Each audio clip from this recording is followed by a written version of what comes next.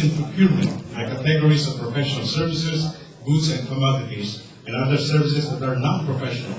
I was shocked when I read a study that only 2% of total spending of 5.1 billion, that is only 97 million, that is given to minority, small, and women businesses.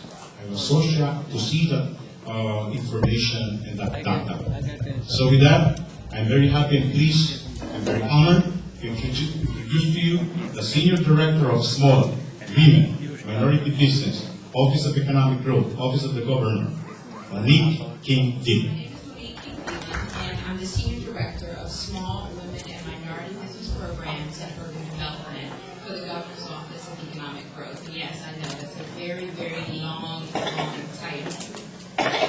I read a greeting this morning from the Governor and also from Gary Rose, the Chief of the Office of Economic Growth. The Governor has often said that diversity is New Jersey's greatest strength, and he is deeply committed to seeing that our institutions reflect the ethnic range that New Jersey has to offer. And this belief is really evident as you look across the administration. In this administration, women and minorities have been hired into key decision-making positions. 9 members of the Governor's Cabinet, 9 members are ethnic minorities, and 7 are women. Not to mention the numerous ethnic minorities and women who serve as assistant and deputy commissioners, chiefs of staff, as well as those like myself who are senior directors and directors of various offices and divisions of the state government.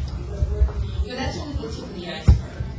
I want to take a few moments this morning to share with you some of the aspects of the Governor's economic growth strategy that touch on the tight relationship between fostering diversity and economic growth. One of the first initiatives of this administration was the creation of our office, the Office of Economic Growth. Our office was chartered to lead the state's economic development efforts at the highest level of state government in the Governor's office. Working closely with all state agencies, departments, commissions, and authorities, our office has developed an economic growth strategy for the economy, and we will oversee the implementation of that strategy across the administration. This strategy should be considered a roadmap, something to be discussed, reviewed, and updated over time, and it will form the basis of discussions with local officials, community leaders, and private firms as it evolves and we continue to refine plans in the state. Last week, the Governor announced the strategy and identified 6 priorities for growth. Marketing New Jersey for economic growth by partnering with state's businesses and helping them to grow and prosper. Developing a world-class workforce by assisting the state's students and job seekers to obtain skills and education needed in a competitive global economy. Promoting sustainable growth with a particular emphasis on the state cities and making strategic infrastructure investments to support economic growth while also protecting the environment. Nurturing the development of new technologies and ensuring that the state continues to be a leader in innovation. Encouraging entrepreneurship and the growth of small, minority, and women-owned businesses, and I'll come back to that. And enhancing the global competitiveness of New Jersey's businesses. More than 96% of the businesses in New Jersey have fewer than 100 employees, and these numbers account for nearly 36% of the jobs in our state. Moreover, minority and women-owned businesses account for 20% and 28% of the state's small businesses respectively. It's clear, small, women, and minority business creation, retention, and growth are critical elements of the New Jersey state economy, and that's exactly why my role was created within the Office of Economic Growth. As part of the economic growth strategy, I'm focusing on 2 key areas. Focusing and expanding the support and access to capital for small, women, and minority-owned businesses, and using state's purchasing power to grow small, women, and minority-owned businesses. Access to capital has been and remains a critical issue for emerging and growing small businesses. I used to be a small business owner myself, and this is particularly true for women and minorities. A major initiative that the Governor unveiled last week was the creation of the New Jersey Urban Fund. This fund will have an initial capital investment of $185 million to make investment in small, women, and minority businesses in urban communities. In addition, leverage with investment from private sources, we hope that this fund will generate about $500 million in total investment. Each year, the state spends over $2 billion purchasing goods and services from businesses. And these purchases can and should be used to support small women and minority-owned business growth. As I mentioned earlier, these businesses account for 20% and 28% of small businesses respectively. However, only 3% of the firms receiving contracts from the state are owned by women and minorities. This is not acceptable. The state will take steps to increase the number of small, minority, and women-owned firms that are awarded state contracts, including evaluating the state's current certification process. I don't know how many small business owners are in the room, but this is an arduous process and it's duplicative in nature. Increasing outreach efforts to small women and minority business owners to increase their awareness and understanding of our very complicated procurement process, and increasing the number of contract opportunities for these small businesses by separating large single contracts into small contracts. Moreover, tomorrow, the governor will be signing an executive order that will underscore this commitment. This order will establish a division of minority and women business development within the Office of Economic Growth, i.e. within the governor's office, to administer and monitor policies, practices, and programs that will further the state's efforts to ensure equal opportunity for MWBEs in the procurement process. And it would create a minority and women business development advisory council that will review the state's current procurement process and make recommendations for improvement. The steps that have been taken by this administration under Governor Corzine have clearly shown a true understanding and appreciation for this correlation between diversity and economic growth, and not only doing so in rhetoric, but also in action. Thank you.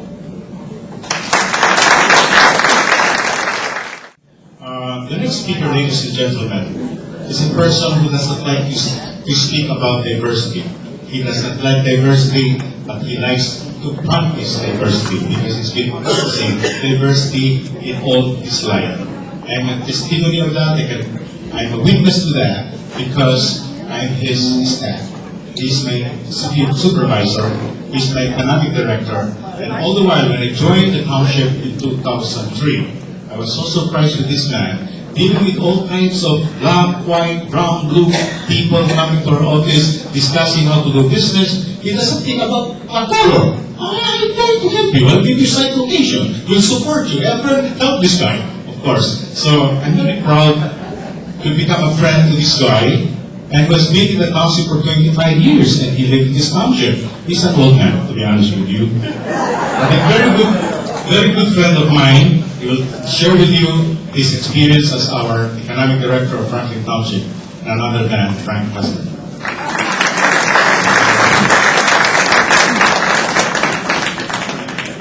A lot of people who visit my office end up blue. Anyway, thanks, Catherine. Thank you for having me here to speak today. I do like diversity. I just think we're blessed in that because we have such a diverse population. You'll hear some statistics from Bonnie Mahoney. It just comes to us. We are a diverse community.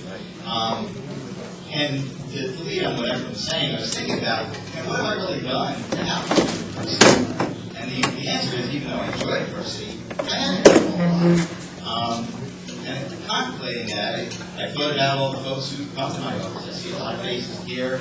I'll look around if you want to see what our population looks like. You see people of all ethnicities, all skin colors, all religions. There's folks here that I spend a lot of time helping them set up their own businesses. So certainly, we're servicing the community. But overtly, have I done anything? Well, not really. But I don't think this mix of folks, and I think we have a great mix of people here in Franklin Township, I don't think it's done by an accident. If you look over the years, a perfect example is Assemblyman Shevapula. We have had an Asian Indian American mayor. We've had, probably 25 years ago, an African American woman mayor. folks who are leading this municipality are as diverse as the population. And I think one feeds off of the other. I don't think this is happening in a void. I think about a perfect illustration of that. It goes more than just the council, it goes to a planning board, it goes to a zoning board. I've been involved with those boards over the years. Look at Cedar Grove Lane, if anybody's familiar with this town. As you drive up Cedar Grove Lane, in the last 10 years, we approved the Muslim Foundation for their mosque, the Jain Center, Ananda the Korean Praise Presbyterian Church. Existing there is the Rutgers Community Chinese Church, Somerset Bible Baptist, one street. You want to see the diversity of Franklin Township and the resolve of the municipality to help those projects get done. It certainly leads into welcoming even a larger diversity. Folks will come to the town, open businesses in town, when they can worship here, when they see the leaders here are as diverse as they are. So I really applaud the council, planning board, zoning boards over the years to really be resolved to having this township opened to people of all races and colors. For my job, again, I haven't reached out, but certainly I've helped people from all walks of life. And there's one thing that I found that, I don't necessarily know how to pronounce everybody's name. I don't necessarily know the customs.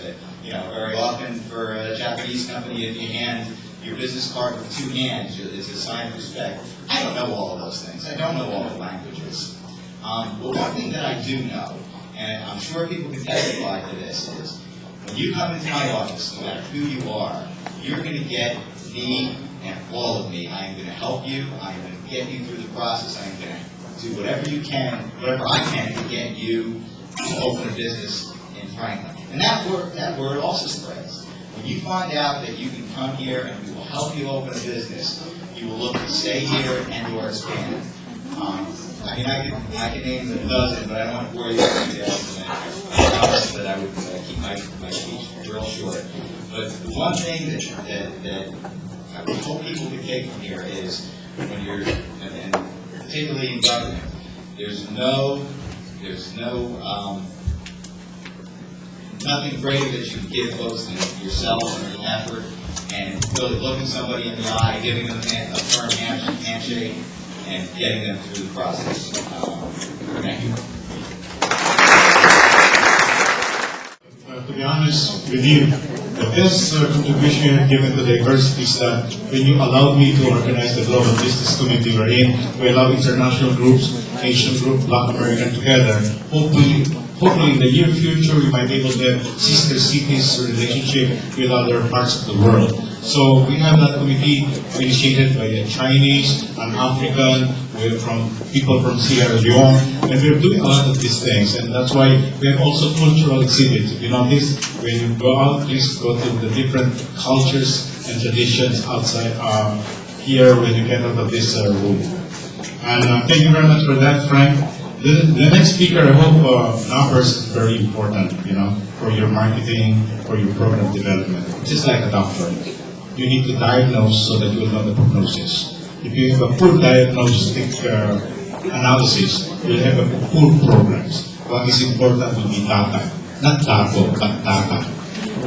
Data. So that is my name also, data. But anyway, what is important is that this is a very intelligent woman whom I have known in the township, helping us as a background, but doing a lot of programs because it's our grant writer research, giving us a lot of funding because of her contribution to the township. None other than Bonnie Van Allen, our township grant coordinator. To the celebration of diversity. My name is Bonnie, as everyone said. I'd like to think I was not so much as diverse as one person or one community, because most of us live here, and there's a reason we do, and I think the diversity has a lot to do with it. It makes it a much richer community. So I put together some of these slides, mainly from census data, that just depict the different categories and the different factions of the community that make us so rich.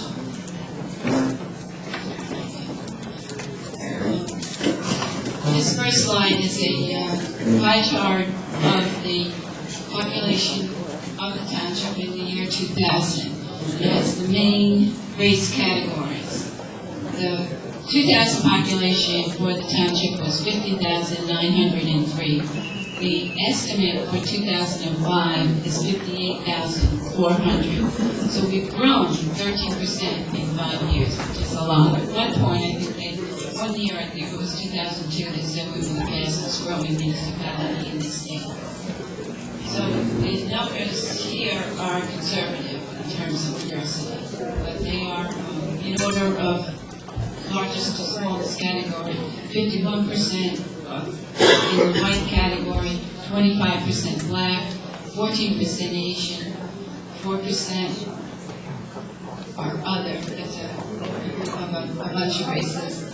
1% American Indian, and then 2% the orange splits. There is 2 or more races, as reported in the census. This chart shows the change from 1990 to 2000 for Franklin Township and Summers County. As you can see, on the left is the proportion of the population that is in that category. The red is 2000 census, and the tan is the 1990 census. So you can see the difference. We've lost percentage in the white category, but all the other categories, Black, Asian, other, and American Indian, have increased. And I just put the Somerset County columns in there to show how we really are a lot more diverse than the county. And this shows change, the percent of the change, more drastically. With the same categories, white lost 21%, blacks increased 21%, Asians more than doubled, 100%. The purple column is the all other races, so that's the biggest change, but it's a conglomeration of a multitude of races. The orange column is the Hispanic, Hispanics, Latinos. That group is not a race, but an ethnicity. And that has changed 78% from 1990. And then the blue is the non-Hispanic, which decreased.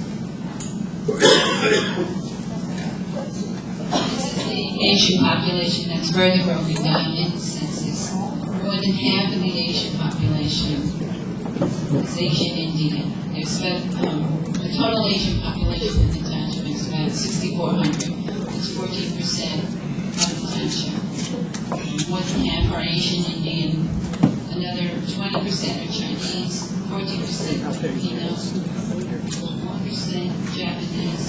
4% Korean. 1% Vietnamese.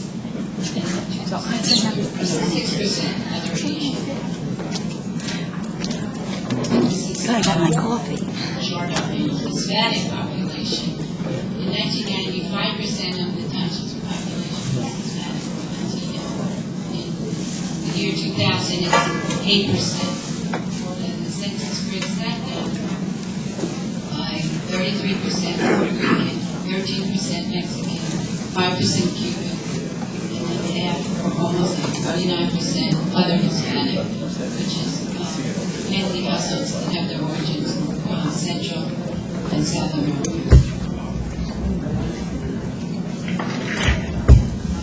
This pie chart depicts the age groups of the township population in the year 2000. And as you can see, the 23 to 34, 34 to 44, and 45 to 59 is pretty much the same, 18 or 19%. The senior population is 50%. And the smallest category is under 5.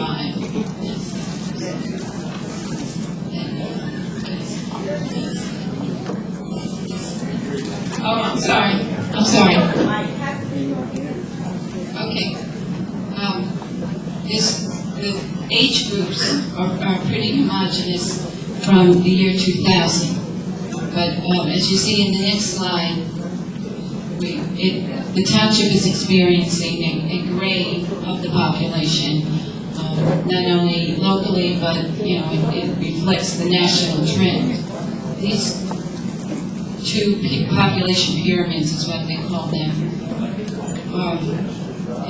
They show this, and then the next slide is the projections. You'll see the baby boomers, the tidal wave of, say, 45 to 59 age group is moving through the system there, through middle age and older age. So you can see somewhat the top pyramid is 1990 and the bottom is the year 2000. You can see the bulk moving through the system. And then the next slide shows that a little bit more dramatically. If you go to the next slide. Yeah, the top is a projection of 2008 and the bottom is 2020. So you can see the population is getting older. Many people are living longer and having less kids, and also the migration of older population into the township because of assisted housing units and age-restricted units. So we're not only diverse in terms of population, age, sex, we're also diverse in terms of our educational level. This chart shows the highest educational level that the township residents have achieved, as well as the county and the state. And so you can see we really are a well-educated community. We're much more educated than the general population for the state, and we're comparable to Somerset County. Somerset County has a few more professional and graduate degrees.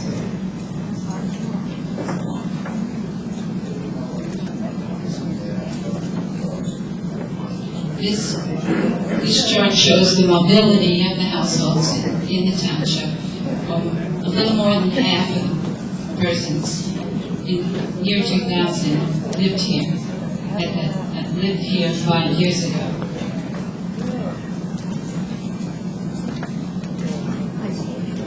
This shows the income level, or the classification of income level of all the households in Franklin Township. About 25% of the households are considered low and moderate income level, which is less than 80% of the median. The median income for Franklin Township is about $68,000. 80% of that is about $54,000. So these, the 25% are maybe less than that. 8%, or about 1,400 households, make less than 33%. And then another 17% make less than between $33,000 and $54,000. This chart shows the year the housing units were built, 1940 to the present, or to 2005. That's when I have the yearly total for 2006. And as you can see, the period 1980 to 1989 was the biggest contribution to the housing stock, but the 2 decades that followed that contributed significantly to the township growth. There's about 72% homeowners and 30% rental units in the township. There's a total of about 20,000 housing units. And that's it. Thank you. I have all these figures and percentages and actual numbers on a sheet if you want to take it.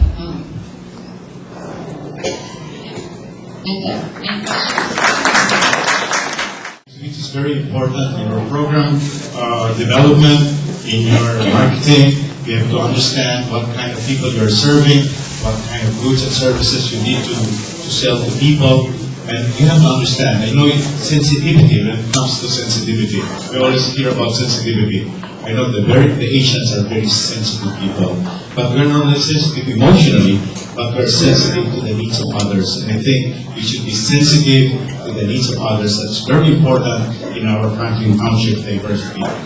And because of that, we have invited our youth leaders. We have invited senior citizens to give some response as far as what we are doing as far as diversity appreciation. How do they appreciate the diversity challenges of our township? So we have youth leaders this morning to share with you their thoughts, their reflections, and I'm very proud of this Franklin Township Youth Council. They started this also together with us, the intercultural celebration on March. They will do that, right? And they've also Taste of Hamilton, only restaurants from Hamilton District. But last night we had Taste of Franklin, and we have a good crowd, and we have a very generous restaurants who offer their food free because the proceeds would go to Township Food Bank. And we're very proud of that. And of course, these things will not happen without our sponsors. So this week, before you leave, get the journal, souvenir program, and you'll see the generous sponsors who gave us financial support to make all this week celebration a little bit of success, I believe, because of the generosity and goodwill of every citizen and every volunteer who helped this week of the people. With that, let me introduce to you our first speaker from the Youth Franklin Township Youth Council, Nadia Sheikh. Good morning. My name is Nadia Sheikh, and I can proudly say that I am an Indian. I am the chairperson of the Franklin Township Youth Council, which is a community service organization in Franklin. We have about 30 members ranging from the age 12 to 18. We are under the guidance of the Franklin Township Youth Alliance and Franklin Rec. We participate and volunteer at the Franklin Township events and organize and plan our own events under 6 committees. We have diversity, environmental and health, youth and community, drug and alcohol, and education. Our council has been very active in celebrating our diversity. Does anyone remember the Cultural Diversity Showcase back in May at SGS? Well, for those who don't remember, it was a showcase of performances, dances, singing, music pieces, and spoken word. We also had the Taste of Franklin, where it first showed up. We only had about 6 restaurants, but now, since yesterday, we have 18, so that's great news. We also displayed the cultural booths, which are in the hallways that you can take a look at. As Efren mentioned, we were at the 9/11 Intercultural Celebration, as well as the Week of the People last Sunday. We love to interact with the people of Franklin, as there's many cultures, and we embrace that. It is a truly worthwhile experience. When I hear the word diversity, I think of walking into the nearest supermarket, Stop and Shop, and seeing faces of every color, every ethnic background, every race. These faces belong to people that interact with a peaceful manner, an amiable manner. This same manner is responsible for the overwhelming turnout that we have at our diversity events. But more so, it provides us with a safeguard. A safeguard from the impeding intolerance that we see today, the stereotypes and popular belief. If we take this perspective, we will truly grasp the concept of cultural awareness. 2 years ago, I attended a youth conference, and one of the main themes was diversity. One thing that struck me the most was a speaker who said, "The United States has become known for being a melting pot, when really we should strive to be known as more of a stir-fry." I found this to be very true in our society, as we seem to conform, while our cultures are swallowed in this giant melting pot. Similar to a stir-fry, we have a plethora of cultures that not only come together, but also, unlike the melting pot, retain their distinctive characteristics and unique flavors. Combined together, this stir-fry becomes something spectacular, surpassing any conventional melting pot. As we continue to spread cultural awareness at these events, we inch closer to becoming the stir for our community. Thank you. Hello, I'm Sharon Christie, and I'm here to talk about diversity from a youth perspective. As time goes on, the world goes through so many changes each and every day. We get more advanced in technology, people change, and many different things occur. One thing, though, that has never yet diminished, and that has been around as long as anyone remembers, is hate. Of course, hate has changed its form many times, but it's always remained true to that one purpose, to create anger and discord among people. Whatever happened to the golden rule? Do unto others as you would have them do unto you. This is something we learn in preschool and kindergarten, and it's a rule everyone should live by. If people stand and unite together, then those attempting to cause anger and discord will be defeated. We should be happy to meet new people, see positive displays of diversity, like this one, which brings smiles to our faces, not frowns of anger and despair. If we happen to notice differences, we need to view them as a learning opportunity. We as a society are ignorant and need to take advantage of our diversity. We will always cross paths with somebody who causes hate and discord among people. The reasons for this hatred include differences of race, ethnicity, religion, and appearance, and the list goes on and on. I believe that if a 15-year-old can see that this hatred is ridiculous, then adults, twice, 2, 3, or 4 times my age level should consider gracious and thoughtful help. Let us all think of humankind as friends, so that this darksome earth will be flooded with light. Be sincerely kind, not in appearance only. Be of benefit to every human being.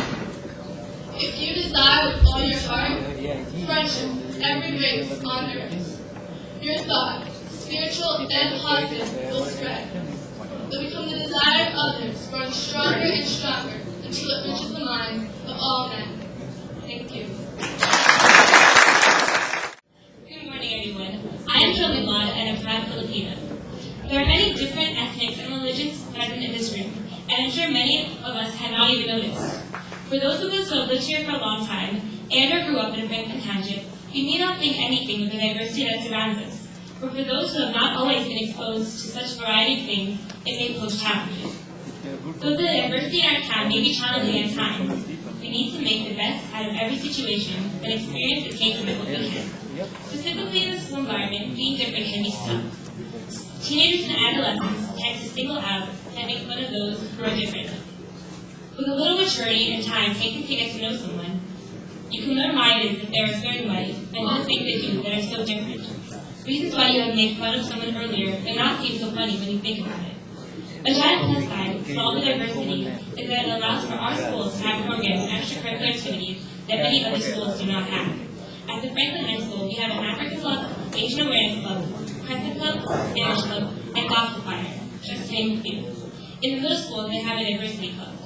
I, for one, am thankful to have the option of joining these clubs and getting to interact and learn new things. As citizens of Franklin Township, we should be proud of what our town and people have to offer, and be thankful that we get to live in a community with a population that has so much variety. The diversity allows us to learn about new cultures, religions, etc.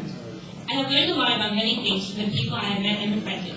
Thanks to the diversity in Franklin Township, I have come to be very good friends with a wide range of people. One of my very good friends happens to be Muslim and is here today. And for that person, and a little bit from television, I have learned a lot about the Islamic religion and how it affects one's lifestyle.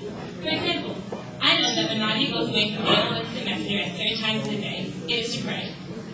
Who knows? One might find that they prefer and like certain things that are outside of their own culture, such as food and clothing. On a daily basis, we interact with a diverse spectrum of people who are not ignorant to different cultures as some are, and we are more comfortable with diversity. When you realize that the mixture of people found within Franklin Township has a lot to offer, and you can gain from it, you can then appreciate it. Diversity is a big part of Franklin Township. It's what makes it, and the people in it, so very special. Thank you. Good morning, everybody.